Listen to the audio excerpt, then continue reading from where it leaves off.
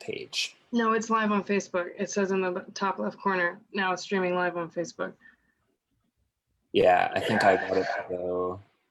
Okay, so you got it? Mm-hmm. All right, good. And it's working on my phone. So there it is. Hey. There we are. There I am multiple times. Don't we love technology? All right. Sweet. Sorry about that. My apologies for the unexpected technical difficulties. We shall begin. Whoop, and I ended up on the second slide.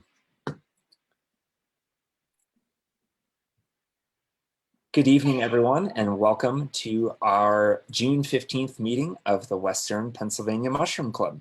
My name is Stephen Buckland. I'm the current president, and I've got some updates on our club's activities over the past month. Everyone should have received their May/June newsletter. There's a lot of articles in there, including some updates on Dye Day and our annual Linkoff Memorial Foray. There's also a really fun article by Richard Jacob on eyelash cut mushrooms. I really enjoyed reading that. So if you're into microscopy and tiny mushrooms and things like that, check it out. If there's anything you'd like to see in the newsletter, submissions are always welcome.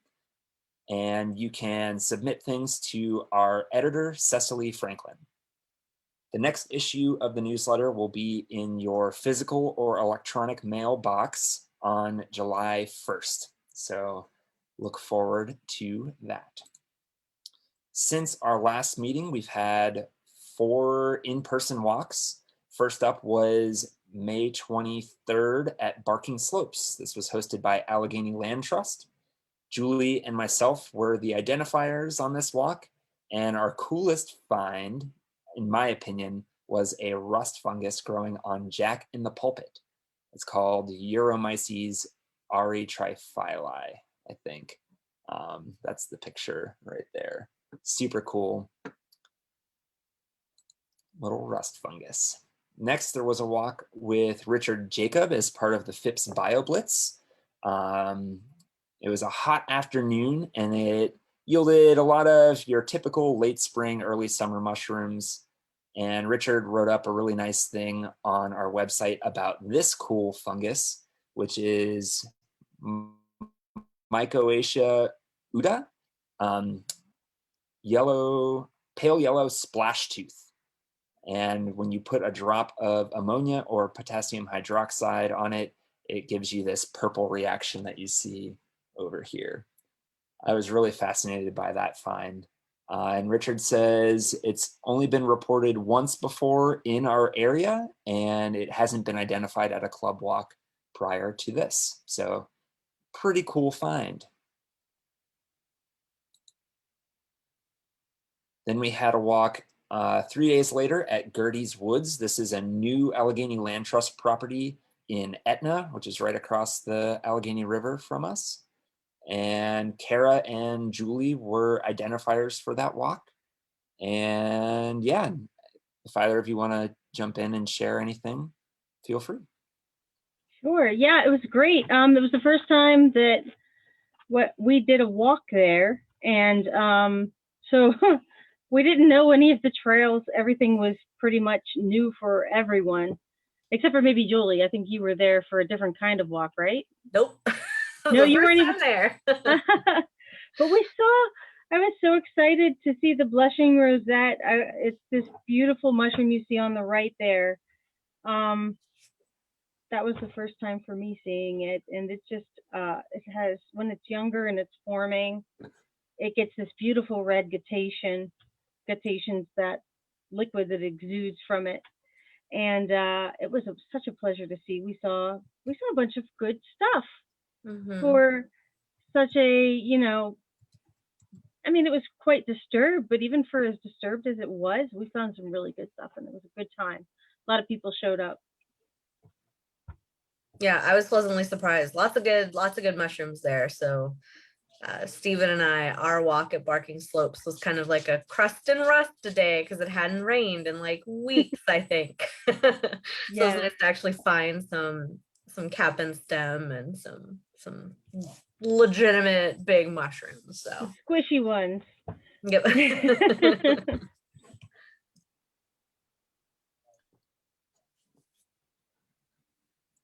Awesome. Next up was a walk at Beaver Meadows up in the Allegheny National Forest. And yeah, Kara, anything you wanted to share about our finds from that day? That was a blast. That was my birthday walk. I'm 40, everyone. So yeah, so this was my birthday walk. It's one of my favorite places in the world, Beaver Meadows. Always do well for mushrooms there. As you can see in the first picture here, you see Barbara taking a photo of this huge conch right there, Fomatopsis ochracea. And we had John Plischke actually lighting it on fire to see if it bubbled on the edge, to see if it was Munsii or ochracea. If it didn't bubble, it was ochracea. If it did bubble, it would have been Munsii or Muncie. I can't say Latin, forgive me, but it's the one with the M. Anyway, so then we got two Vivaceae species. Ugh, the one that grows on the trees, the truncorum, the Vibracea truncorum, and then the one that grows on leaves, which is Vibracea foliata, something with an F. It's the other one, guys. I'm such a great identifier. And then as you can see here, we have one of my favorites. It's not like the most uncommon thing in the world, but I just love finding it every time. The Entelona incanum, the mouse pea pinkill. And yes, if you smell it, it does smell like mouse pea. And it is beautiful. If you pick it up, it stains blue. It's just gorgeous. And as you can see, everyone on the ground here, that's because we were all finding cool stuff. A lot of them were all getting down for those entelomas that we found. And then there was something in the back there that Garrett and John found. They were fighting over the ID. So I'm not going to take sides on that one. But not fighting, but you know what I mean. And then we have some Matrula. I did scope it, and it was all Matrula elegans. So yeah, good old Matrula. A lot of good stuff we found there. It was a lot of fun. Some bleats. I had a blast. So much fun with everyone there. Yay, yeah, I'm so glad we had so many walks in the past month, and we've got a lot more walks coming up. So upcoming walks with ALT, we've got the Beginner's Walk at Bethel Green on July 16th, Sycamore Island on the 31st, and then Churchill Valley Greenway, which is another new ALT property, and that'll be on August 20th. And there'll be more as the year unfolds. These are just the ones in the next couple of months. And registration for those is on Allegheny Land Trust website, and registration is limited. And just for limited registration walks, please only register if you plan on attending, and please contact Julie if you are unable to attend for these walks. We've had some issues with some low attendance on sold out walks. So be courteous, be kind with your registrations. Next up, we've got some other walks, some happening much sooner than July. We've got June 19th, the Dorothy Fornoff walk at Deer Lakes Park. And you'll meet Richard Jacob at 10 a.m. at the parking lot between the first two small lakes. And there's no pre-registration for this, just show up in the parking lot at 10 a.m. June 20th at McConnell's Mill State Park, Jerry Sapp Jr. will be meeting folks in the Kildew parking lot at 9 a.m. And you'll get to go on a beautiful walk under the Hemlock Forest there along Slippery Rock Creek. It's a true gem of Western Pennsylvania if you've never made the trip up to McConnell's Mill. And then July 17th, one of our new identifiers, Barbara Badakova, will be leading a walk at Heartwood Acres and meeting at 10 a.m. tentatively at the mansion parking lot, but there may be construction limiting our access to parking on that side of the park. So stay tuned if you're interested in that walk. We'll be updating the meeting location probably as we figure out some stuff. Yeah, and for those of you who are perhaps vaccinated and travel inclined, this year's NAMA foray will be at the Snow Mountain Ranch in Granby, Colorado. So there's some details there on that event. Our NAMA trustee, Garrett Taylor, will be attending that foray, and maybe some other club members have an interest in going. In terms of our upcoming meetings, we have tonight's meeting and next month as our last two virtual meetings of the year. And then we'll be resuming in-person meetings on August 17th with our annual cultivation meeting. We will begin log drilling for shiitake cultivation at 6 p.m. So if you have a recently downed oak log or another hardwood log and you want to get that inoculated with some shiitake spawn, definitely recommend showing up early. The drills will be starting at 6 p.m. So yeah, then the rest of the year, hopefully we will be in person at Beechwood Farms in Fox Chapel, just like we used to be. Crazy. All right, other upcoming events. We've got Dye Day on Saturday, August 21st. The walk in the morning is free.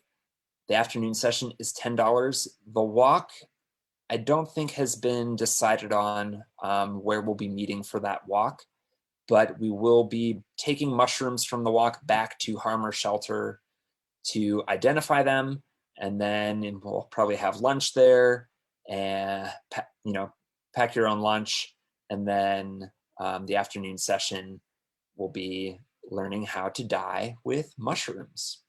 So that'll be really awesome. We'll also have some books for sale. We're ordering some special books about dyeing with mushrooms, and we'll have those available for purchase if you're really into it and you want to keep practicing that on your own. And then last thing, to register for Dye Day, if you go to our events page, so wpamushroomclub.org/events, and scroll down and click on the listing for Dye Day, that'll take you to a form where you can input your name and pay the $10 registration fee. And last but definitely not least, I've got some info here on our Gary Linkoff Memorial Foray. Registration is now live on our website. Fee for the main event is $60 for non-members, $40 for members, $25 for students, and free for children 10 and under. We'll also have Science Sunday this year from 9 a.m. to 4 p.m. It'll be 3 to 4 workshops covering topics such as microscopy, photography, and mushroom identification. Registration is required and it will be $20. And of course, there's the pre-foray walk at Cook Forest State Park, another Western Pennsylvania gem, and that one is free. So just show up and join us for a walk on Friday. Our speakers this year are Leon Chernoff from Mushroom the Journal and Michael Kuo of mushroomexpert.com. Leon's talk is titled Life as a Mushroom, A Mushroom's Eye View of Life. And Michael's talk is titled This Lecture Stinks, Fun with Phalloid Fungi.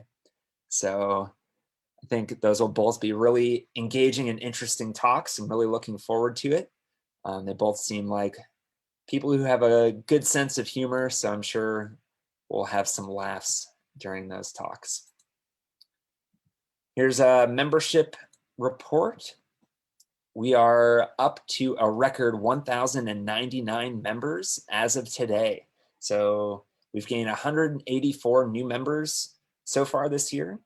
And yeah, I just wanted to say thank you so much to all of our members, new and old, for supporting the club. And it's an honor to serve so many mushroom enthusiasts from Western Pennsylvania and beyond. So thank you all. And if you're watching the recording of this and you're interested in joining our club, dues are $15 for an individual, $20 for a family, $10 for a student. You get all of these benefits listed here, plus you get our bi-monthly newsletter, updates on mushroom walks and events. You get a discount on your registration for our annual Linkoff Memorial Foray. And if you can attend the in-person August meeting, you get a mushroom grow kit. On top of our shiitake log cultivation, we also do oyster mushroom kits. So a lot of benefits to becoming a member. Next, I wanted to share some Mushroom ID Awards. Our Button ID program recognizes club members who can identify different species of fungi. Buttons are awarded at the 10, 25, 50, 75, 100, and 150 level, and maybe higher. I don't know. Julie will have to let you know if there are other buttons. But members can submit their list for verification to the email listed above, and you can generate your list fairly easily. If you post your stuff to iNaturalist or Mushroom Observer, you can get that to make a list for you, or you can just keep track of it yourself. And yeah, check out the Button ID page of our website for some more details on that. So tonight we have 4 members we're recognizing for their identification efforts. First up, we've got Eli Nitzberg and Heather Cole, who both submitted their 10 species list. And yeah, I think I'm going to turn things over to Julie, who is our Button ID chair. Yes, I love looking at everybody's lists, even on our beginners 10 lists. Sometimes you have mushrooms I don't have, so it's been really cool just to look through everybody else's observations and what you're seeing. And I'm really excited because once you get 10, it's all up, it's all good from there. You start earning more, and we do have over 150. So I believe we have a 200 and a 300 button. There might even be a 500 if I root in the box deep enough. There is probably a 500 button lurking in there. Or I could make one, but it will take me a while to get through a 500 list, and I will probably make many other people look at it too. But yes, please send me your list of mushrooms so I can get you your button.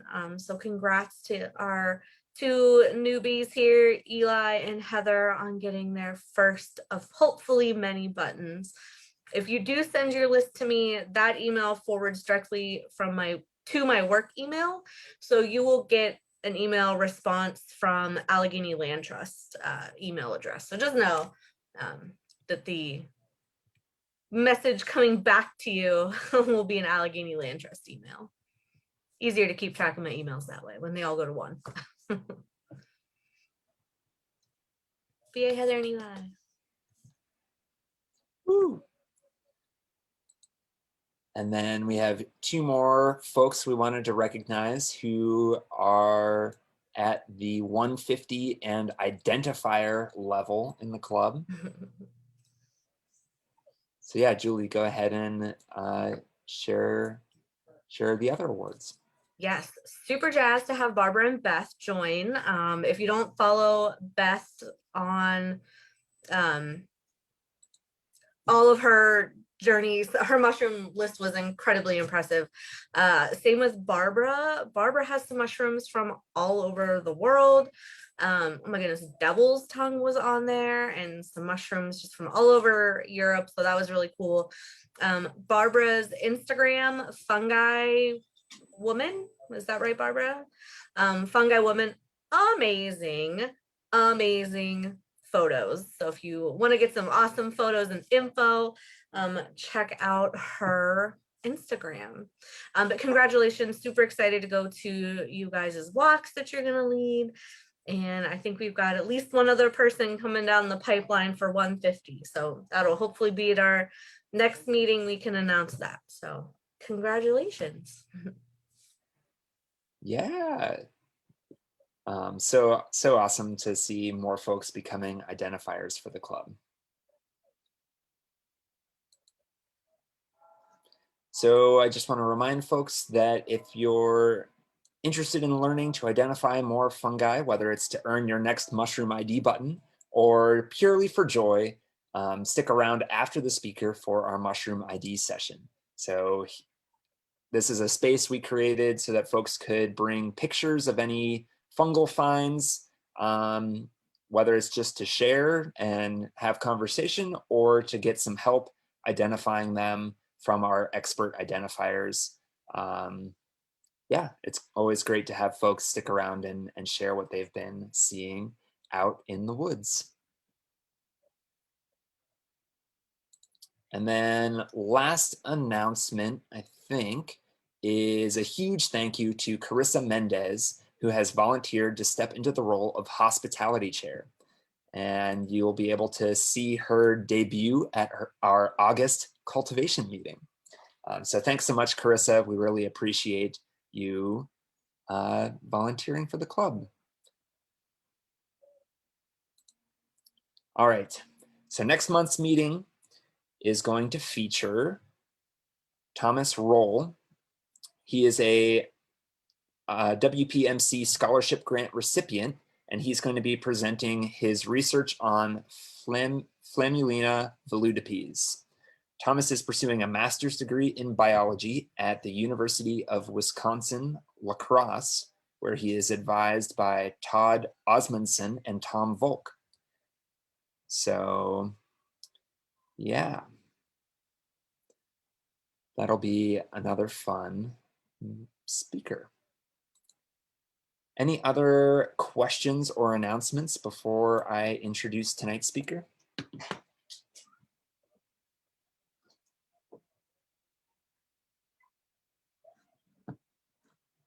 I think I can change this so that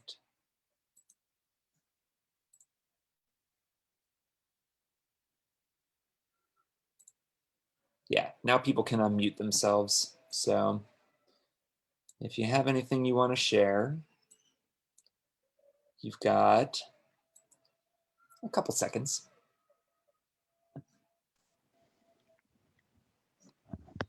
I think I caught up on the chat here. Someone asked about live streaming our in-person meetings. We'll definitely be trying to do that. I just shared that it might be kind of hard for us to stream the cultivation meeting just with all of the drilling and stuff going on. But definitely our future in-person meetings will continue to live stream onto Facebook and put recordings on our YouTube channel. And I think I heard someone unmute. I didn't know if there was a question, but if not, I shall. I have one. Oh, yeah. Does the Gary Linkoff foray have lodging possibilities? It's not built into the foray, but we can definitely help you figure out lodging. Got it. Okay, so just look at camping stuff on my own. Yeah. Okay. There's probably a member that'll let you crash with them too. Yeah. Do a little couch surfing. Cool. Thank you. You're welcome. Well, I guess I will introduce you now, Kristen. Okay. So tonight we welcome Dr. Kristen Wickert, who is a forest plant pathologist who specializes in the fungi of our eastern forests. She's going to highlight some of the obvious and not so obvious fungal players that are influencing our forest composition. Dr. Wickert has a bachelor's degree in forest biology from Penn State, as well as master's and doctoral degrees in forest plant pathology from West Virginia University. On the topic of plant pathology, Dr. Wickert says it's like a giant puzzle with many different pieces that tell a story about our ecosystem's health. Fungi are commonly an important piece in that puzzle.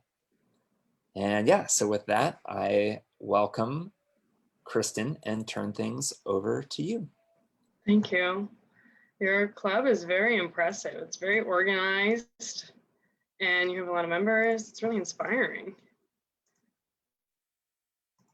I think it's good to go. Okay. So I love questions. However, I get sidetracked. So if you could hold your questions to the end, I will gladly talk forever about this stuff at the end of the talk.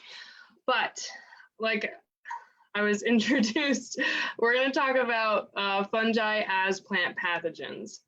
And a little bit more about me. I'm very blessed to be someone who works in a lab and also someone who gets to work outside. And my official title is very long and silly, but we'll call it a forest plant pathologist. And I have the bachelor's in forest biology, which was very broad at Penn State. And it was different than just getting a forest management degree, which I still did the chainsaw stuff, but I also did like conservation genetics and all sorts of things that included like mycology. Then I went on to get a master's in plant pathology that focused on entomopathogenic fungi. And it sounds different, but just wait, you'll see how important insects and entomology are in plant pathology. Then I got my PhD in plant pathology and I studied solely plant pathogenic fungi in the works in the ecosystem around Pennsylvania. And I've also spent time working for the Forest Service as an entomologist and also as a forester, where I did urban forestry. I did, you kind of name it. I was everywhere. And it was a lot of fun, but I definitely enjoy research and learning. So I have lots of years and lots of debt from school. But now today I am a forest entomologist and forest plant pathologist. And I've written or contributed to a lot of different papers talking about the interactions of fungi and insects, fungi and plants, and solely just plants and solely just fungi. So if you have any questions about anything today, please ask, and there's a good chance that you can steal some of the knowledge from my 10 years of school. But what is the field of plant pathology? That is the study of organisms and abiotic stressors that cause diseases to plants. And there are a lot of things that can hurt our plants. So there's a lot of people who have to specialize in studying those distinct things that can hurt our plants, such as nematologists, which are little tiny round worms that you have to use a microscope to see, bacteriologists who study bacteria, and of course, mycologists who study fungi. And even within plant pathology, there are a lot of different types of systems we work in. So I specialize in mycology, plant pathology, in forest plant pathology, meaning that I am, as my mom says, a tree doctor, but really I mostly kill trees. But there are plant pathologists who study soy. There are a lot of them. There are a lot of people who study corn. It's a big agricultural thing that you pay for with your taxes. And it affects your life in way more ways than you would really want to acknowledge, I think. But I work in the forest and I study fungi that affect hardwood and softwood trees and try to keep them from dying. And like I said, a lot of being a plant pathologist is making observations and also killing plants. And there's a famous mycologist, well, he's actually a microbiologist, Robert Koch, and he is deemed with making the process that all plant pathologists use to prove a point called Koch's postulates. And in order to say that an organism is causing a disease, you have to first use your special eyes and make an association where you observe a plant and see that it is not healthy. So you can notice things like this chlorotic tissue, the yellow. You can also see things like wilting. You can see necrotic tissue, which is this brown area here. And sometimes you'll even see some sort of a sign of an organism itself, like these black dots. But in order for you to say that that organism or association is happening to that plant, you have to pull out the organism that's causing that disease. And so we do that in mycological plant pathology by using agar plates.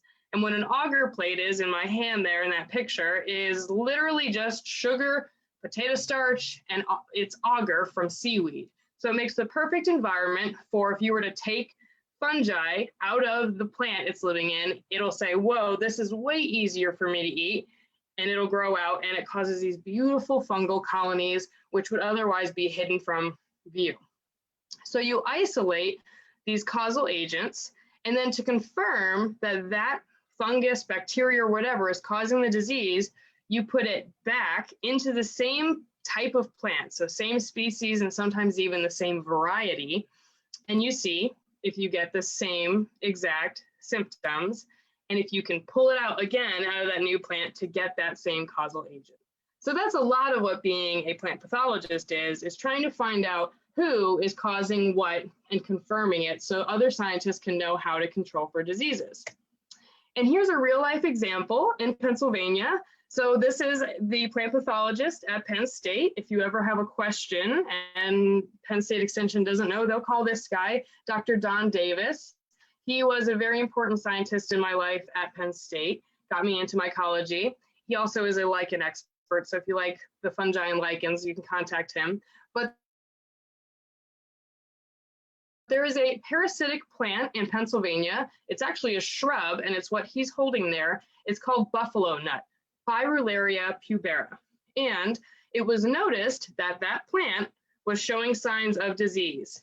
It was showing these distinct cankers. It had sprouts coming up from dead and dying stems, and it also had these weird pustules on the stem. So if you remember, we have to say there's an association, then you have to take out what you think is causing the disease on those agar plates and put it back into the plant. So that first step is association. See that yellow dotted line lasering in on the association of what's wrong with that plant. And then you'll perform isolation. And so you take chunks of the plant, literally with a scalpel, scoop it off. There's a lot of sterile practices to this, and you'll plate it into one of those agar plates. That's just sugar, starch, and a medium for it to grow in. And you can see several different types of fungi will grow out. So this pink colony here, that's a fungus. Same with this black and white colony here, which is also a fungus. And we can use microscopy skills to identify those individual species of fungi. And we can take that then when we have a pure colony and put it back into healthy plants and see if we get the same problem, which in Pennsylvania we did. So we took out the fungus that came out of this sick buffalo nut and put it into healthy branches in the lab, and we were able to get the same symptoms and the same level of disease. So that is what we do on a daily basis in the lab. And I know you're probably saying, where are the big, beautiful mushrooms? I want to see all the things that look like this. Well, almost all of the big mushrooms that you see in the forest are either in a mycorrhizal or saprophytic relationship with trees and plants. They're not necessarily causing disease. There are a few exceptions of basidiomycotin fungi that are plant pathogens, like Armillaria. So Armillaria tabescens and Malea, which we call the honey mushrooms, are plant pathogenic fungi. And when we grow them in the lab, they keep that rhizomorph life form in agar plates, which is really cool and always super fun to grow out. But if you're ever on a walk and you see a downed log and you see these like weird rhizomorph things, which I have also in my hand, I literally got these today, they're everywhere. This is honey mushrooms. So this is the melanized hyphal structure of honey mushrooms that lasts over winter and waits for a new host to be stressed enough that it becomes a plant pathogenic fungus. Some of our polypores are also considered to be secondary pathogens, where they start to infect trees that are weakened and will then deteriorate the inside. And that's why in some of your guidebooks, you'll see heart rotter or sap rotter, things like that. They kind of specialized on sickened and stressed out trees. But many of the plant pathogens are in the phylum Ascomycota, which is different than the big, beautiful mushrooms in Basidiomycota, except for morels. And they can cause vast amounts of disease in our agricultural systems and individual forest trees. And like I said, most of the plant pathogens are ascomycotin, but there are examples of plant pathogens that can be in different phyla of fungi, and even the obscure ones.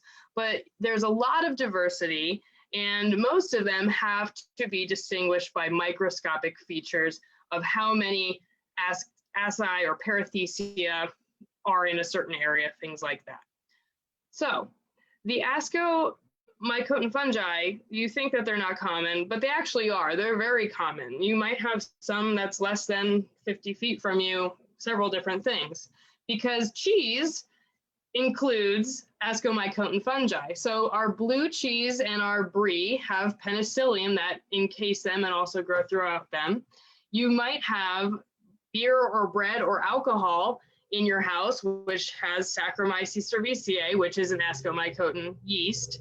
Medicine in your medicine cabinet, if you're on antibiotics, you can thank ascomycotin fungi that have the ability to produce toxins that kill bacteria.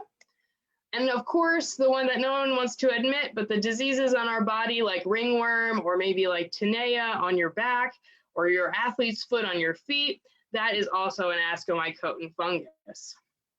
They are the reason that our produce goes bad. Those little brown dots on bananas are actually an ascomycotin fungus called Tacticum Fiorinier.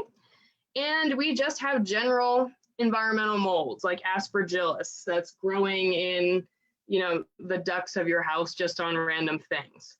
But of course, there's also plant pathogens, which could be on the plant right behind you, which is, so all of these things are in my house right now. Pretty interesting. But a lot of these plant pathogens are really cryptic because all you see is the symptom that's happening on your plant, like that yellowing or the browning or the wilting or even the death of the plant.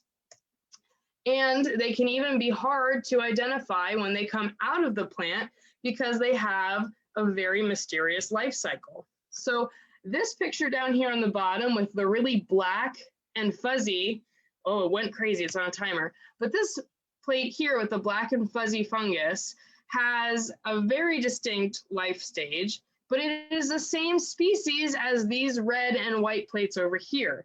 This one is just older. It's literally a month older, and it starts to make resting structures a lot like the hyphae of the honey mushroom. So it has melanized tissues that make it look very different. And you can use clues such as their microscopic morphology to tell that they are different species, and often different genera is a lot easier. So this is an example of Beauveria bassiana, the fungus that eats insects, and this is Fusarium with a very distinct shape. Okay.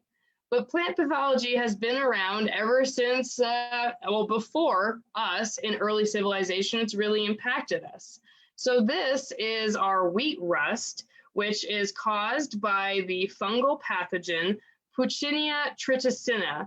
And there's actually a Greek god dedicated to this because people would pray to it because it would cause giant famines in early civilizations. And the only way to stop this fungus was by murdering female virgins and animals. So it's very entrenched in our culture as humans. Another example of plant pathogens that will affect our existence is the ergotism of St. Anthony's fire. And it's Anthony of Egypt is another one of his names, but it's famous for spiritual strength in the face of torment from the devil. And this is a painting of what people looked like in the Middle Ages, where they had a lot of things happening to their body, such as insanity, but also convulsions, gangrenous limbs, and hallucinations. And all of this terrible stuff that was very common was happening because of a fungus that was infecting rye. So it's called ergot of rye, and the fungus, which is the plant pathogen, is called Claviceps purpurea. And it replaces the seeds or the grains of rye with a sclerotia, which again is a very dark melanized tissue. And out of that grow these little stromata that produce spores. But these little sclerotia structures get mixed in with the grain, and they contain lysergic acid. And I don't know if anyone likes hippie stuff or the 60s, but lysergic acid is a derivative of LSD. So all these people were just tripping, and they were having convulsions because they weren't getting blood to their extremities or enough blood to their brain. And ergotism, it still occurs today, but we have made literal machines that can sort out grain that prevents mass hysteria. And there are sometimes outbreaks of claviceps purpurea, and it affects a lot of poor people in poor nations that can't afford really big sifters that can distinguish the weight of the grain or the sclerotia. So it's still happening today and still affecting lives. Of course, the Irish potato famine is a really famous plant pathogen, and it's technically not a fungus, but it is an oomycotin organism. But because it's confusing, people throw it in with fungi. But it is an organism that has hyphae, which is why people think it is a fungus, or people used to think it's a fungus. But it does have swimming spores. So it has motile spores that have cilia and other appendages. And Ireland was the perfect storm for a water mold infestation, a lot like the perfect criteria of growth for fungi, which is warm, moist, and like sometimes followed by like cold, moist. But the moisture caused a widespread sweep of this plant pathogen that forced people out of Ireland to America or other places to escape hunger. And you can see some of these dark places in the map of Ireland show 30% of the people there left or died because of a plant pathogen.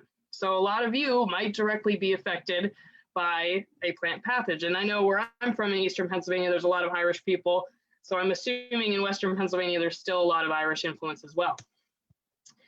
And that organism, its genus is Phytophthora. So Phytophthora infestans cause the potato blight, but it also still exists today, just like the ergot of rye, and it affects other members of the Solanaceae family. So potatoes are closely related to tomatoes, and they sound similar, so that's helpful, but also eggplants and tomatillos. And just because you don't see it on the news doesn't mean it doesn't exist anymore, because there are scientists who study this and try to adapt. And one of those famous scientists, which is really close to you and influences the tomatoes that you grow in your garden today, is a professor at WVU. So an hour and a half in a suburb of Pittsburgh called Morgantown, there is a 97-year-old man who still goes to work and studies the oomycotin organism that caused 30% of Ireland to come to America, because fungi, especially plant pathogens, have a very good ability to almost mutate themselves, right? They're evolving all the time because we make new varieties of tomatoes and potatoes. So they make themselves new varieties that can attack these susceptible types of tomatoes. So this professor, Dr. Gallagly, has worked endlessly to make tomatoes that are resistant to Phytophthora. And that brings me into talking about the very narrow branch of plant pathology that I study as a forest mycologist that is also a plant pathologist. And we're going to talk about the American chestnut, which is a very common story that people know because it, again, affects a lot of us. And it wasn't so long ago that American chestnut was a really big part of our American life. So there was an American extinction that was caused by a plant pathogen. And this is the story of the American chestnut, where American chestnut used to be trees that were as big as this in our forest throughout all of Appalachia, especially Pennsylvania. And of course, we logged a lot of it, but a lot of these trees died because of a fungal pathogen.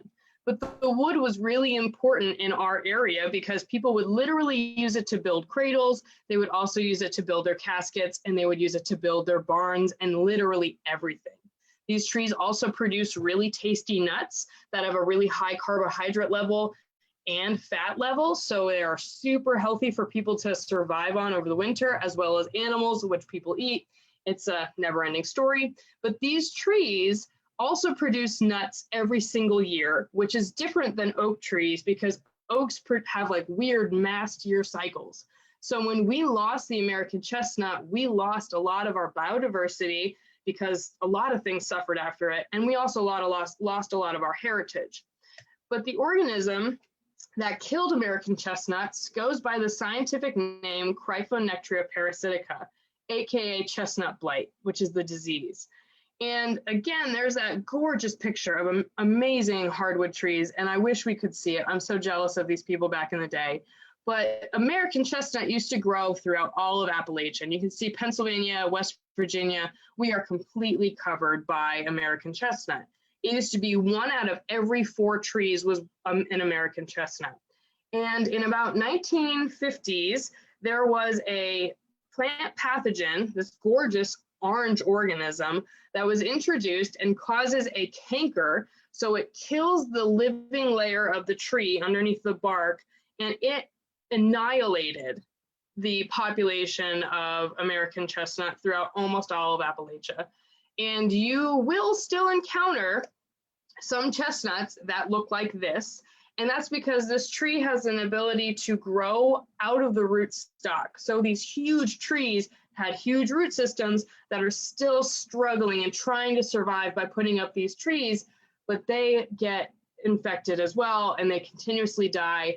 And so American chestnut is labeled as functionally extinct because it can't get old enough to produce offspring, all because of a plant pathogenic fungi. And this has greatly changed the forest composition of the East Coast. As I mentioned, the nuts were really good for deer, all sorts of animals, for bears, squirrels, and then everything else that ate those guys. But also to, tickle your guys' fancy, I threw in this paper that I just found today, which is kind of old by now, but it is from the, it's actually from La Crosse, where Tom Voke is. And I'm going to go back for a second to talk about this picture here. Is it right? Wait. No, never mind. We're going this way. Sorry, guys. It's unorganized, but it's a really important part of the story. Okay, here we go. The range. Okay, so look at this range and see how Appalachia has all these American chestnuts. But over here, where La Crosse is, in Wisconsin, there are no American chestnuts. But because people loved American chestnut so much, they took it with them when they moved out west. So there's these disjunct populations of American chestnuts, like this population here in western Wisconsin. And so there's these really big American chestnuts there that still remain. And there was a student who studied the fungi that were associated with them. And some of them seem like they're common species, like we might have seen, this Laccaria species here. Laccaria amethista is pretty common, but just imagine, again, 1 out of every 4 tree species through Appalachia was an American chestnut. So if this organism was associated with it, just think about how many mushrooms there were versus what we have today. And what are plant pathologists doing today to combat this historical disease? We don't just go out there and say, yep, there's a disease and walk away. There's a lot of things we can do to try to stop it. So scientists have tried to hybridize American chestnut to make a resistance hybrid, because Chinese chestnut, where the disease is from, are resistant, natural coevolution. So they'll try to breed American and Chinese chestnut to hopefully make something that's resistant. It doesn't always work, and it takes a very long time. There's also a virus that infects the fungus and makes it unable to fully infect the tree and kill it. And then there's these transgenic chestnuts, which are making everyone really upset in the news because it is a GMO. And the GMO, which I fully support because I was involved with the science and I know what's going on and it's not scary, it is probably going to be what brings back the American chestnuts into our Appalachian forests. But my research, or my involvement in research that happened with the chestnut blight, was putting a virus into the fungus that caused it to not be strong enough. A lot like when we get a virus, we get weak, we can't actually perform our duties. So this fungus can get a virus, and it wasn't able to actually break down the bark of the chestnut tree as fast, and the chestnut tree was able to fight back and survive. And this picture on the right actually is that place in Wisconsin that has the American chestnuts that were brought over, but they also, this stand has the virus. And these big trees, they still have cankers because of the fungus, but the virus has slowed it down enough where these trees aren't totally dead.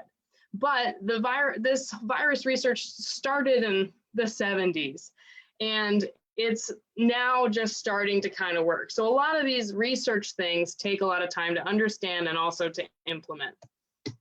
Another example of a fungus that is wreaking havoc on your ecosystems in Western Pennsylvania, there's a disease called beech bark disease. And this is going to bring in why I'm an entomologist as well. It's the perfect example of why entomology matters in studying plant pathogens, because this disease is called a disease complex, and it requires a healthy American beech, which you guys have a lot of up in Western Pennsylvania. And it also involves a beech scale, which is this really small white organism here. And this insect will stab into the tree and cause a damaged bark enough that fungus can get into those holes, and this neonectrius fungus can then start to proliferate and kill the tree. And you can even see this kind of depression here under the bark of the American beech. And eventually trees will look a lot like this. And it's because they have that initial little stab from an insect, and then the fungus can get in there and proliferate. And how we look at it down here in West Virginia, we map it out. And because the insect has to happen first, you can see this red area here shows where the insect is, but this is actually where bark beech disease is in the yellow, because both of the organisms have to happen in order for the disease to happen. So a management tactic is to kill the beech scale, so that way there's no chance for the fungus to actually have a way to get into the tree. White pine blister rust is something else you'll see in northern western Pennsylvania, and it is caused by a rust fungus called Cronardum ribicola, which kills 5-needle pines, and we have a couple of them on the East Coast, but the biggest host is our Pinus strobus, eastern white pine. And it's a highly specialized rust pathogen that has 2 hosts in rotation each year. And so for part of the year, it will cause damage on our white pines, but then it will also live in a different life stage over on ribes. And the common name for ribes are gooseberries or currants. So it's a small shrub in the understory, and the fungus lives on the underside of the leaves, but then it will get to its next life stage and infect our white pines and cause a lot of devastating damage, because it'll go after the trunk of the tree and cause these huge, massive galls of just fungal tissue that will kill branches, and it can entirely kill a canopy of a tree if it's on the main stem. And like I said, it causes minimal damage to our ribes plants, and sometimes we recommend removing those bushes from properties. But if you're up in the Allegheny and you have like hundreds of acres of this ribes, there's no way you're going to do it. So it requires a lot of diligence to manage and find this disease. There is a slight success story, because sometimes I get scared that people think I'm going to just talk about how our entire forest is dying. That's not the case all the time. But there is a disease called thousand cankers disease, which also involves an insect and a fungus that have to work together in order for disease to happen. And this worked to our advantage in this case.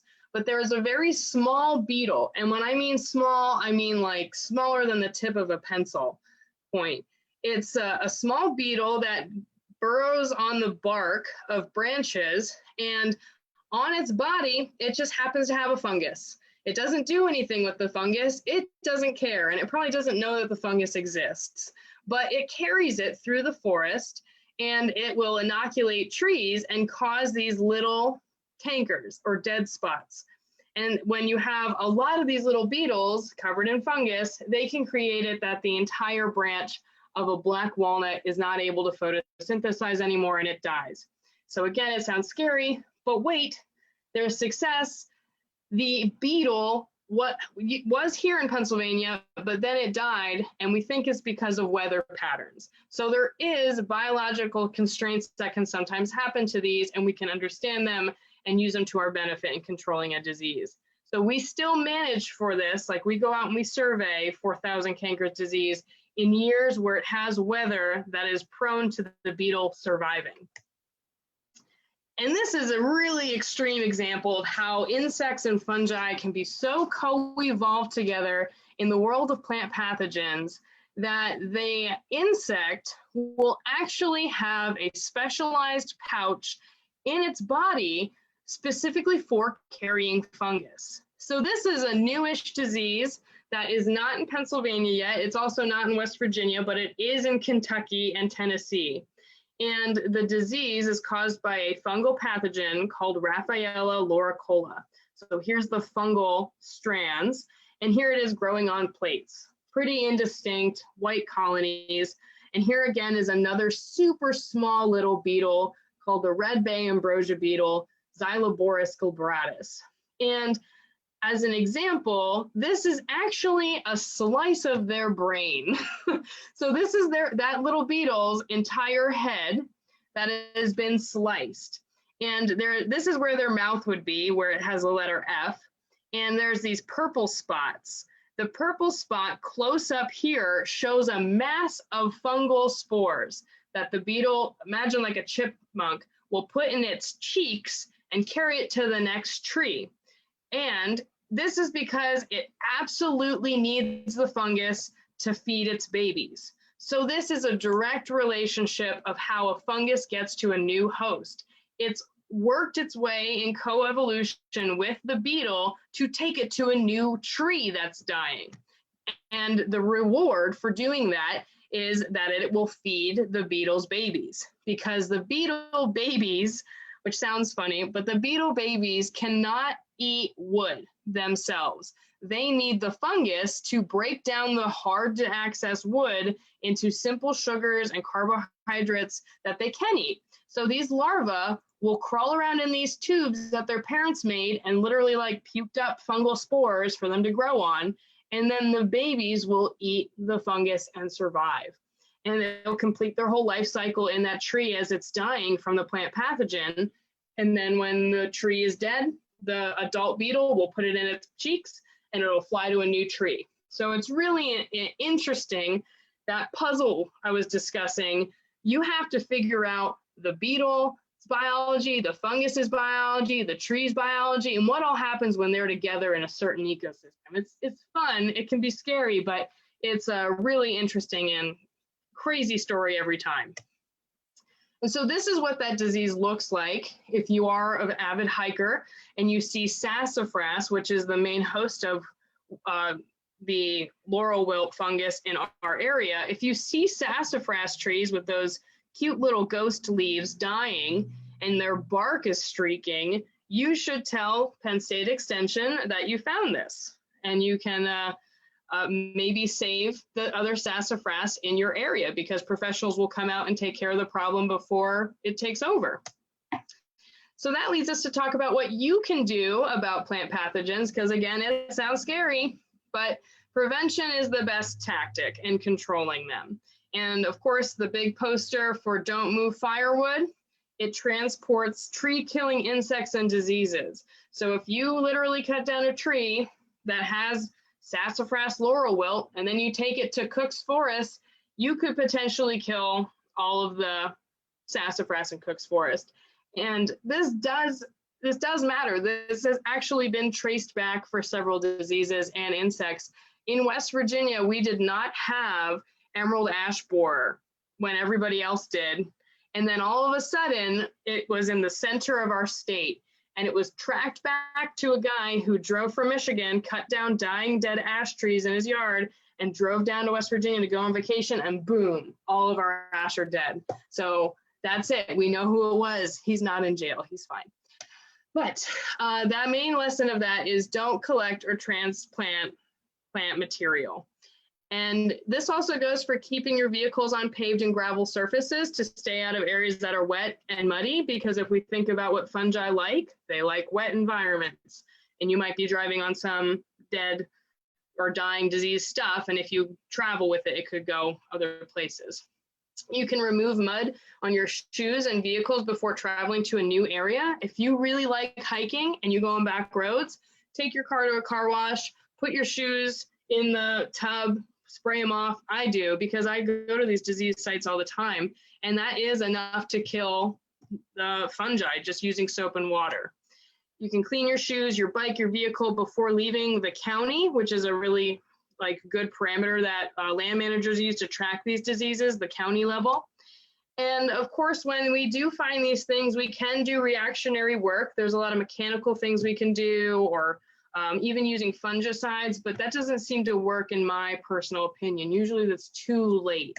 So trimming off of infected material and burning it on the spot can actually save an entire tree and then save an entire forest. And of course, research is a really big component of this. Sometimes with my job, people will say, well, why isn't anyone doing anything? Why isn't Penn State or whoever, WVU, doing anything? And it's because they are doing something, but research takes a really long time. And sometimes the organism that we're studying needs to be incubated for enough time for it to do what we want it to do. So research is a very big, key, important component of taking care of these pathogens.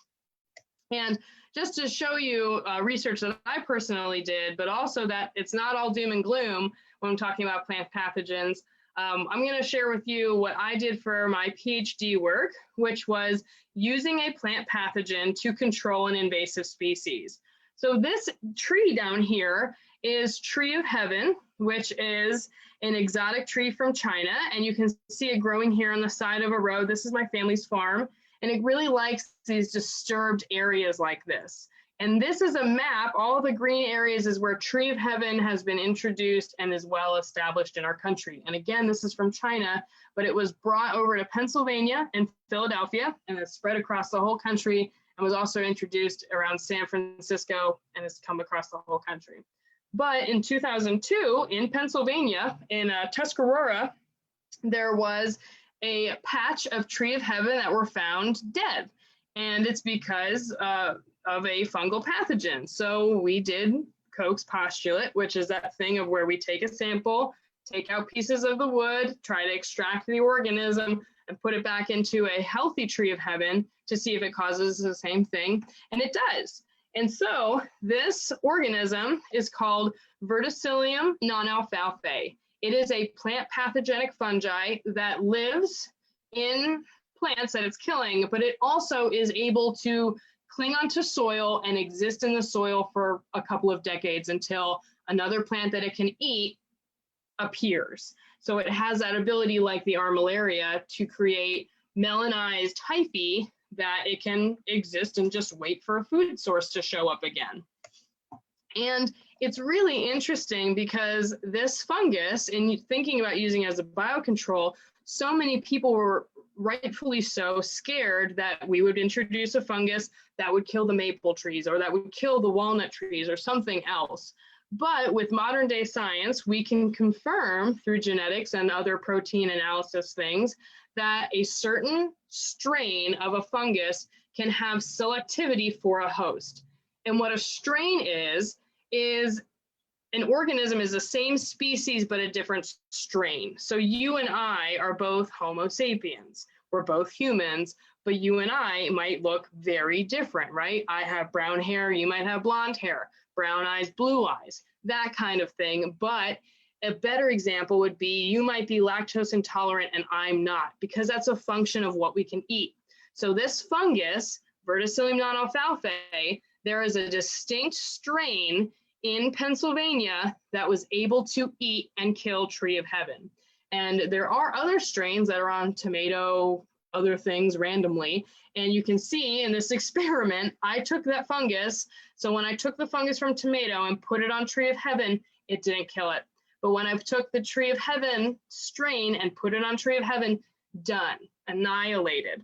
And we can look at their genetics and see that they're very different, and they'll actually group in these really different clusters. So it's really exciting to have data that can show that these are different, a lot like if you and I were able to do 23andMe or some kind of other genetic thing that show that we have blue eyes, or part of us is from Africa, part of us is from Asia.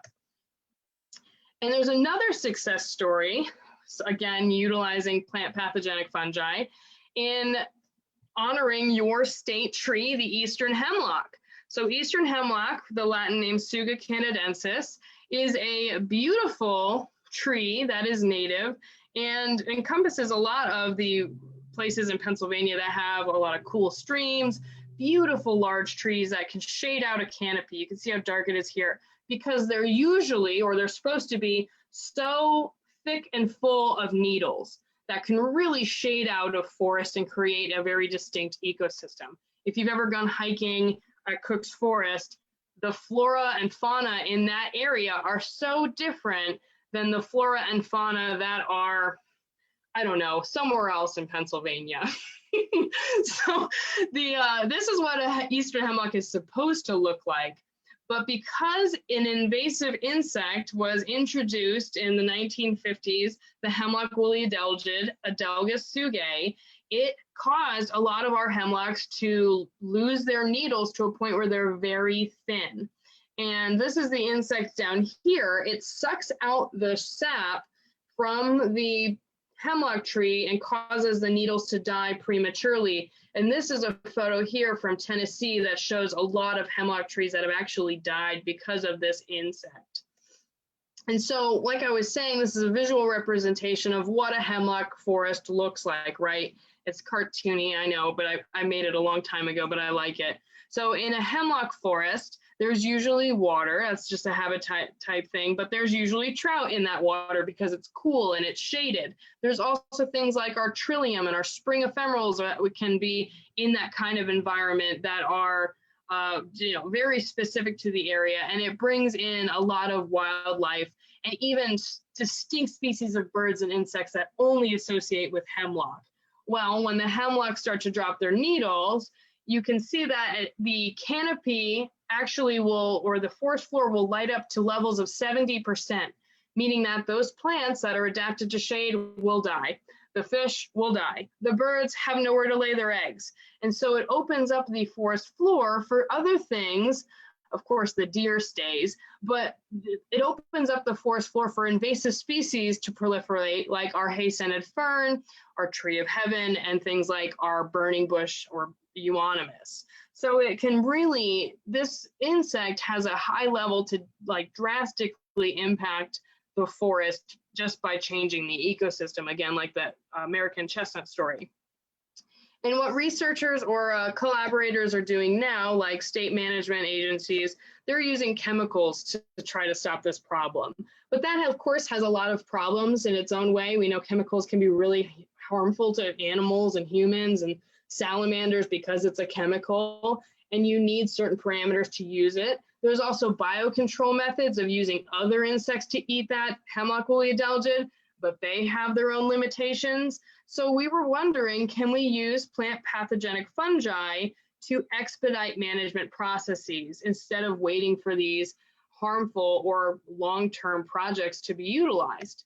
And it's a really interesting concept where fungi actually have more than one job. They can be opportunistic pathogens, or they can be endophytes, things that are just living in plant tissue that are kind of maybe helping the plant to survive by trading sugars or some kind of like mycorrhizal situation. But usually they're just living as an endophyte or maybe something else in agreement. But if a tree gets stressed, there might be something that can act as a plant pathogen. And sometimes these plant pathogens will lay low, or they'll be only living in like the dead few needles of a tree. They're not going to wipe it out. Some diseases, just like us, you can have an underlying disease that doesn't kill you, but it is always omnipresent. So these are two examples of common plant pathogens all around you, like literally outside. They're somewhere out there. So this is a really distinct white colony with black spots. It's called Pestalozziopsis microspora, and it is a fungal saprophyte, but it can also be an opportunistic pathogen. And then there's another one that's beautiful and has these orange acervuli that are goopy and full of spores. And it's called a Tacticum Fiorinier, which is a fruit and harvest pathogen. Remember I said the thing growing on your bananas? That was a Tacticum. So it can act as a fungal endophyte. And that's what it was doing in this hemlock needle that I put on a Petri plate with agar. But there's been research that shows that these two organisms, given the right situation, can also eat insects. So they were found in the environment eating scales that were on hemlock needles and pine needles. And this Tacticum here has been found to eat insects when they are in the right environment. And so we took a bunch of fungal cultures that grew out of hemlock needles and put them on Hemlock woolly adelgid, and saw that some of them actually were able to eat Hemlock woolly adelgid. And this took 2 years to do in many different states with a lot of different permissions, and it's still being pursued today in research endeavors, and it could potentially be something that's used against Hemlock woolly adelgid in the future. So in conclusion, the field of plant pathology can be super depressing, but it can also have a lot of avenues that you can follow as a scientist. It is a dynamic and ever-evolving field of study that greatly impacts our lives every day, which might have brought your grandparents over here to America, which might have made your other family members not survive a winter in Appalachia because the chestnut trees were dead. And it also has the potential to make the world better, right? We can use it to our advantage to control invasive species or to maybe promote growth of something we want from a plant. That does happen too. And it's always super fun and always interesting, and there's always something new. And if you want to learn more about plant pathology in Pennsylvania, you want to report a disease or something, you can contact the Penn State Extension. It is their job to educate you. They also have a disease clinic where you can send samples, anything from the strawberries in your garden to a tree branch that's dead in your yard, and they will identify it for you and contact someone who can help you take care of it. The Pennsylvania Department of Agriculture, they have a whole page dedicated to different diseases in your state where you can read up on different pamphlets and PDFs all about the different diseases that you might encounter. And then also APHIS and the National Plant Board, if you really want to get super nerdy and read some scientific papers or something, they are key in controlling plant pathogens in America. And with that, I do want to, I guess, mention my Instagram. I usually don't, but I guess that's why I'm here. But if you want to find out more about fungi or just things that are in your forest around you, because I don't live that far from y'all, you can follow me on Instagram at Kdubs the Hiking Scientist, where I post the fun things I find during field work and usually do a fun little write-up about them. So if you have any questions, I am going to stop sharing my screen, and I guess Stephen can probably unmute you all. Thank you for paying attention. I appreciate it. Thank you so much, Kristen. Thank you. That was awesome. So yeah, thank you.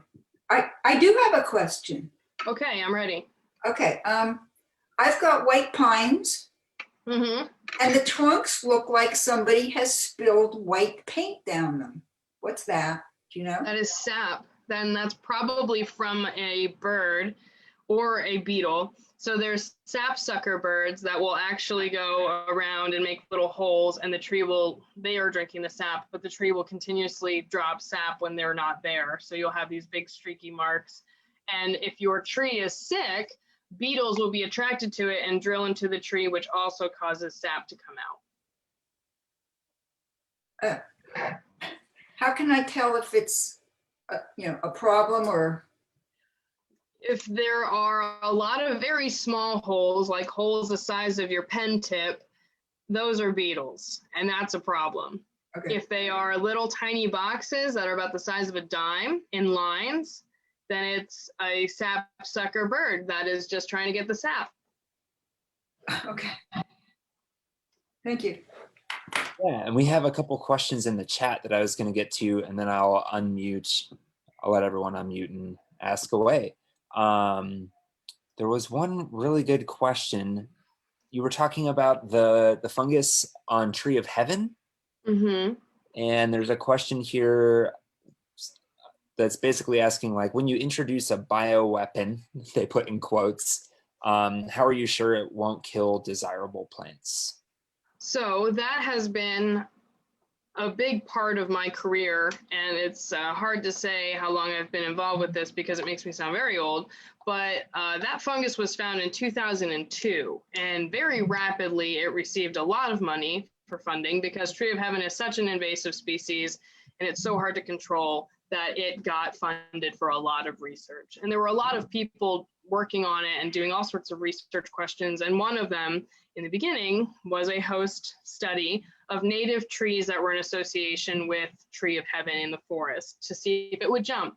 And then it was expanded on many different times to include things like the ornamental cherry or the Kuza dogwood that's growing in your yard. So it was very intensively studied by many different individuals, including myself, that did a lot of tests, both physically in greenhouses, and then also we did a lot of genetic work with the ability now to actually sequence the genome. We were able to find the exact thing that made it able to kill tree of heaven and not kill anything else. Very cool. All right.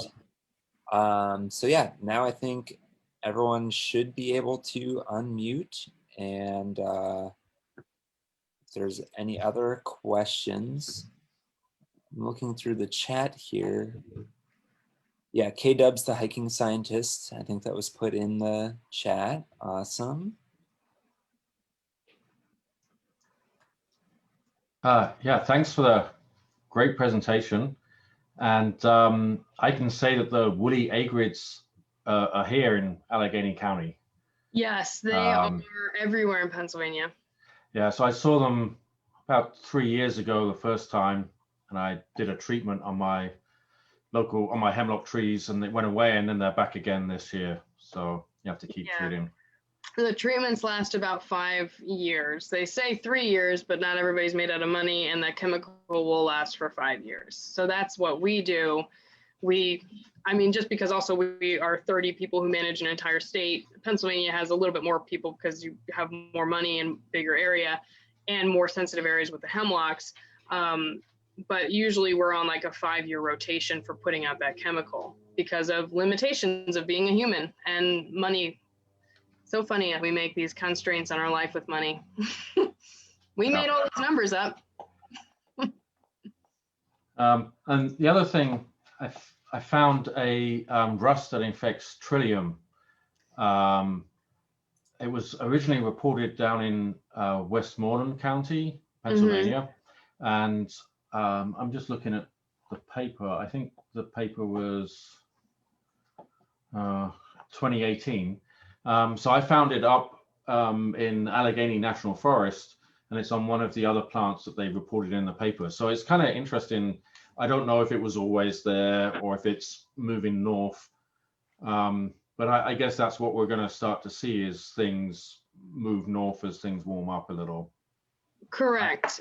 On both accounts. So likely, you have a large member number here, but even within that, a lot of you probably never even heard of rusts. So just think about the 20 people who know what a rust is, and also the 20 of them who are crawling around on all fours in the forest to look at rusts, because the rust was underneath the Trillium leaves, right? Usually on the May apples, they're underneath, the Jack in the pulpit, they're underneath.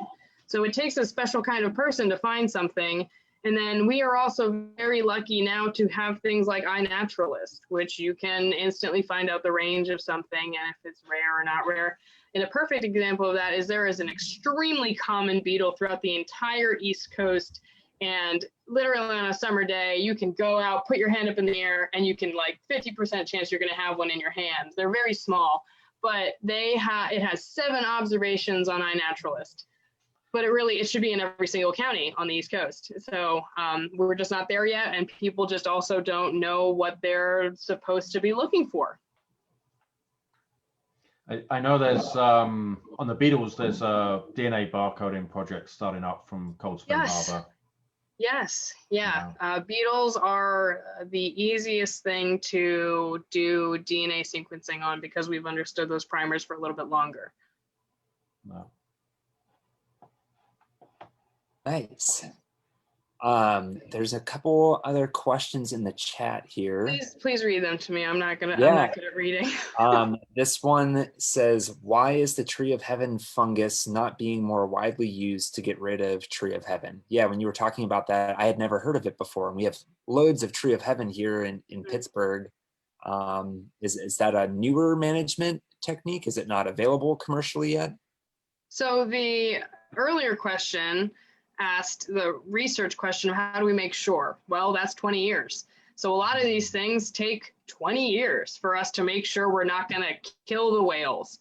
And it's just what's been happening. And this year, and with me, it's so interesting because I've been involved with it for almost the whole time, like three quarters of the time that it's been around. And it just this year got funding from the Forest Service to be studied on how to be commercialized. So when I, hold on one second, stay right there. I'm gonna block it for a minute. Okay, I'm still here. I just had to stand up and get something. Okay, so the way that we grow Verticillium Non-Alfalfa is on these plates. This is it. And I'm gonna put this in your state next month. So it's coming, but I have to make this. So it's really, it seems easy, but it's really hard, and it takes a skilled person to be able to isolate it and to keep it in a lab and to grow it out. And so someone who works, and I'm not being insulting to anyone who works for a state agency, someone who works for a state agency either doesn't have the facilities, they don't have the skill set, or they don't have the time to take care of this. And so, because if you make this into what we call an inoculum, which is literally just the spores that we're putting into the trees in a liquid form with peptone, if you don't refrigerate it and you don't use it in 3 days, it's worthless. And it'll take probably this 2 more weeks to grow in order to be the right amount for it to be utilized. So it's hard for people to use, and it needs to be studied, which I did for part of my PhD work, for ways that land managers like PADCNR can like drive in a truck and throw it out the window, or dump it out of a plane without having to have a lab. So there currently is money that was dedicated, like $300,000, to someone in Florida who has a biocontrol company to make a formulated way for this to be distributed. So likely within 3 years, people like PADCNR and maybe even arborist companies could buy it and then put it in the forest. Hey, we got a lot of cultivators here in this group. Yeah. Well, there's also the legality of it still, because even with all that research, it's like people's names are on the paper that like, we're not liable, but like it can be traced back to why it's here and what it's doing. And it was also naturally found, because people started looking for it then, it was also naturally found in Ohio and Virginia, but has not been found in Maryland, New York, or West Virginia yet. So there's rules about what is considered to be native. And because West Virginia doesn't seem like it, but West Virginia is different than Pennsylvania. So on like a genetic level of the forest, we don't want to accidentally kill something. So there's a lot of research that goes on, and this stuff is actually being included in a research project with the USDA in Eastern Pennsylvania. And I have put the fungus everywhere I could already. So if you ever see Dead Tree of Heaven, it's likely I was there.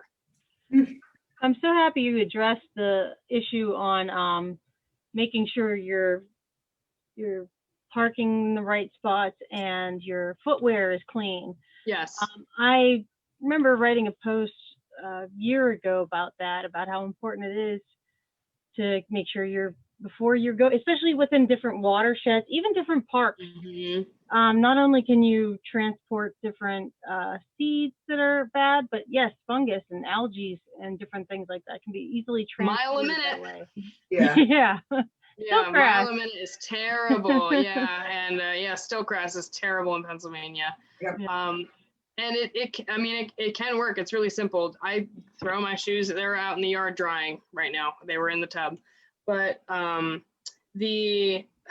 gosh, where was I gonna go with that? Yeah, the spread of, I remember. So that site actually in La Crosse, Wisconsin, So with the American chestnut, it actually didn't have any chestnut blight at all. And then researchers went there to see what was going on, and someone had it on their equipment that they didn't clean, and then it was introduced. And so they were like, okay, now everything's changed. Now this is where we're gonna put the virus, because now it's like a new study site. So even scientists do it. And I get it. People are really busy. They think it's not necessary. You're trying to meet deadlines and you make mistakes. I'd feel terrible if I knew I was the person that transported like beech blight to a new My location. stuff. Can you imagine if I did something? It'd be terrible. Yeah. Well, do you ever go? I mean, you were talking about iNaturalist. Do you ever go on there to find new, like, oh, hey, this was not recorded here. Oh crap, this person. Yeah. So iNaturalist is in an agreement with the federal government where they have there's a group called EdMaps, which you guys can access for pictures. You can look at the maps. It's all open, everything like that. So any invasive species is logged in EdMaps, and it's taken from iNaturalist. So the observation is then accessible to people like me who work for the government, who can like actually control these things.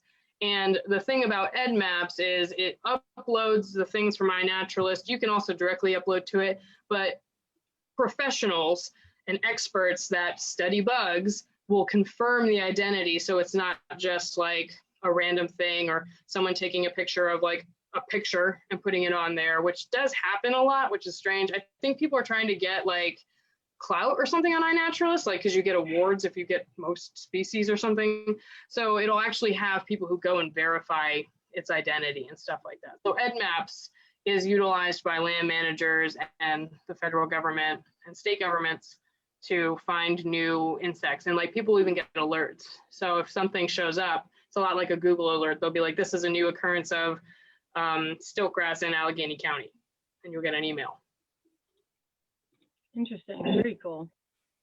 So going back to cleaning shoes, in Australia, 15, 20 years ago, they had sort of dips at the entry to each park to basically stop fungal or other things being traipsed around. And so the first thing you had to do is you got out of the car, and then you had to put your feet in these little bowls, which were refreshed with this, some sterilizing solution. So it's interesting, but that's the way they had to do it. Yeah, they did that for white nose syndrome for the bats, because that was a fungal infection. And they're also doing that in Hawaii for the rapid ohia death, which is caused by a fungal pathogen. And it's contained on certain islands right now, but if you go to different islands, you have to like wash your shoes and all sorts of stuff because it's killing their native trees.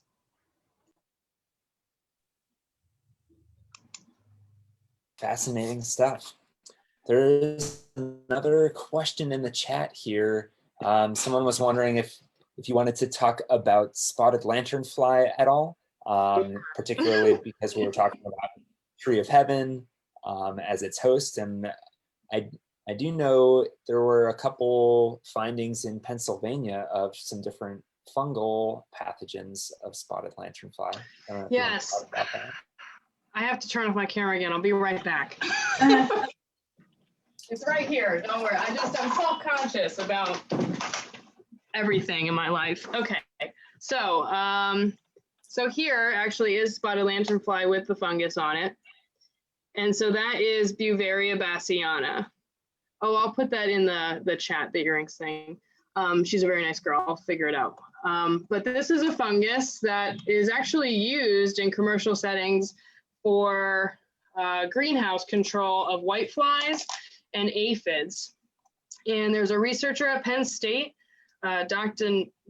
Nina, I think her last name is Hajek, and there's another woman at Cornell, and they're both studying the fungus that was found on spotted lanternfly. So you can see the fungus pouring out of all the little like crevices in the spotted lanternfly's body.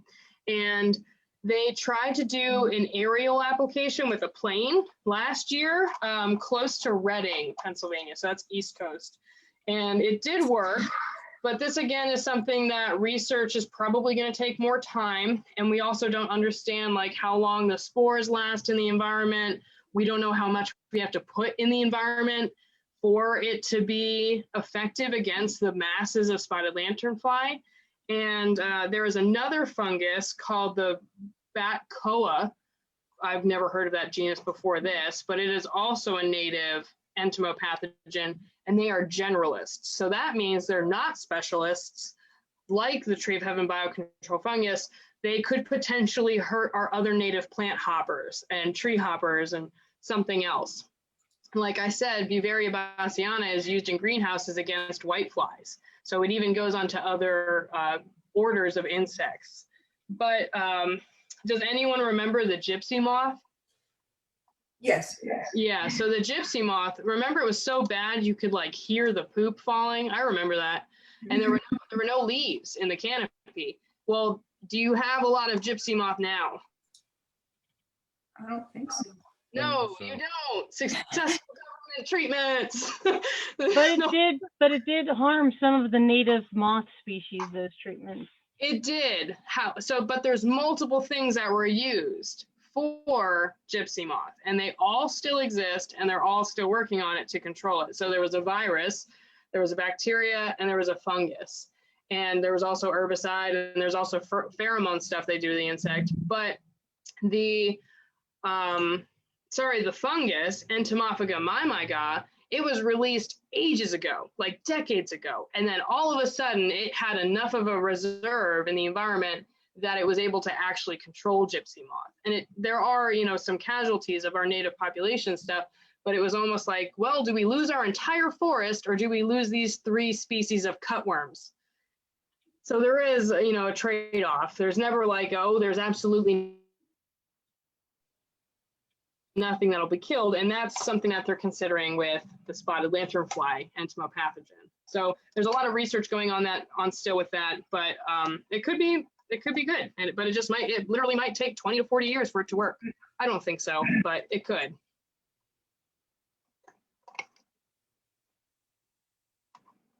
Fascinating.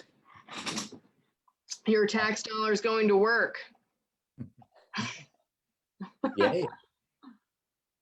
You may have touched on this before when I stepped away for a moment, but whenever you're traveling around, what's the best way to clean like your shoes and your clothing? And I just use dish soap. I just put dish soap like this high in my bathtub, and then I put my boots in it. And so like the bottom is covered, that's all muddy. And then I rinse them off and I let them dry out in the sun. Another thing that fungi really like is moisture. So they're not in an environment on your shoes where they're growing, right? So they're like in this like in between stage of existing. And if you put them out in the sun, they will die also because you first use the soap and then they're getting blasted by UV. I use a bleach spray and then I scrub them off. And then I let it sit outside. So it's like a triple kill. Yeah, nice. I don't know if you go to visit some greenhouses, when you're going from house to house, they have these little pans that you step in, before you go into the next one.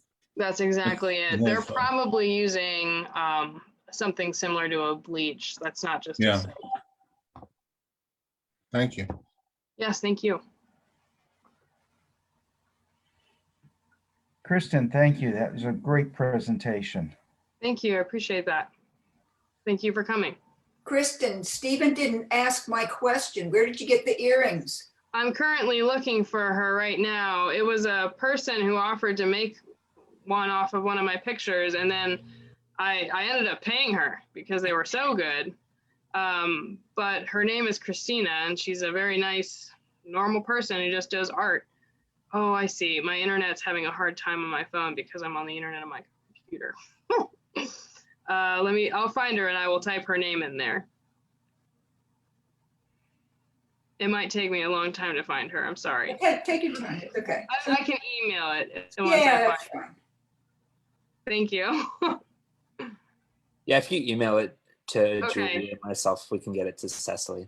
Okay, I will. All right. Any other questions before we jump over to our mushroom ID session? No, when we do that, if I can figure out how to show you my INET pictures, I can show Kristen the rhizomorphs I found today. Oh. Yeah, I want to see them. Yeah, how do I do that? Just post that link. Let me try this. Mm-hmm. Let me try. Hold everything. Let me go back. Don't tell me. All right. Well, if there are no more questions, then I will end this portion of our meeting. Thank you so much, Kristen, for being our speaker tonight. Really appreciate it. And yeah, definitely going to be on the lookout for more plant pathogens now. Oh, you'll start seeing them. Yep. Yeah, thank you, everybody. I had a great time. I am going to stay to look at mushrooms with you. Yeah, I just pasted my link, so maybe you can see it. Oh, yeah, there it is. Thank you, Katie. That was nice of you. Oh, there they are. Perfect. Yes. And there's a second photo if you click on the second one. I'm inspecting. And you